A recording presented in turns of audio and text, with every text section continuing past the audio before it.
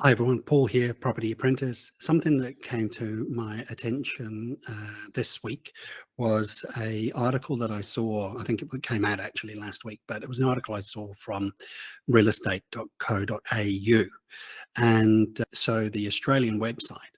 And one of the things that I think a lot of people have forgot, because I've had some people I've met that have said, hey, look, I'm considering investing in Australia due to the fact of house price increases in New Zealand. Well, Australia is actually going through exactly the same issues as we are, and they're having a massive boom over there and construction boom. And I think that there are parts of the different states over there that they're starting to see a slowdown in the construction because it has been going on and on and on. And something I think a lot of people have forgot about, yes, we have a lot of issues here tax-wise, and we have the bright line test, etc. But stamp duty is something that we don't have. And this is becoming a bit of a killer in the Australian market, because if you think about our market right now, we've had these increased rates, house prices over the last little while, and Australia's had the same thing. But over there, depending on which state you're in, whether you're in Queensland or New South Wales or Victoria, you've got a stamp duty, and that can be spread out within that as well. But you've got a stamp duty per area and value of house. And for some of the stamp duties, there can be at a different tax bracket if they're at a higher value. So you can be paying, if you're buying $1 million home, you can be paying sort of upwards of $50,000, and that's an upfront fee. So not only have you got to come up with a deposit, but you've also actually got to come up with stamp duty as well. So yes, I just thought that was interesting because it's something that we don't have as an upfront.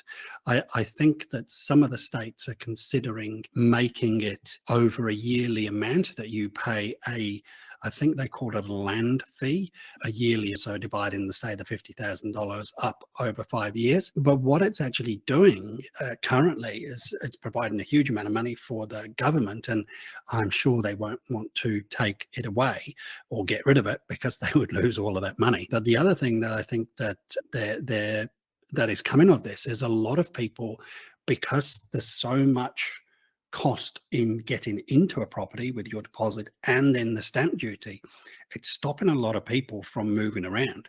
So some people, they spend 2 years somewhere and then they might upgrade, and then they spend 3 years there and then they might upgrade. Well, it's inhibiting that because of the stamp duty you'd have to pay across 1, 2, 3, 4 different properties. So if you were even just buying and selling your home, so it is tending that people stay pretty much put where they are, and investors obviously have to front that at the beginning. So yeah, I think with a lot of what we've got going on, we are in a lucky position. We do have the ability of, having a beautiful country that we live in. And I think that we have a lot of taxes, we have a lot of issues, but there's other stuff that could happen too. And I think that Australia is just starting to go through what we've seen here of increased interest rates to slow things down now that they are a little bit more open state by state. So it'll be interesting to see what happens. But hey, we don't have stamp duty, so that's one tick for New Zealand. And there's a few ticks Australia's got as well, but never mind.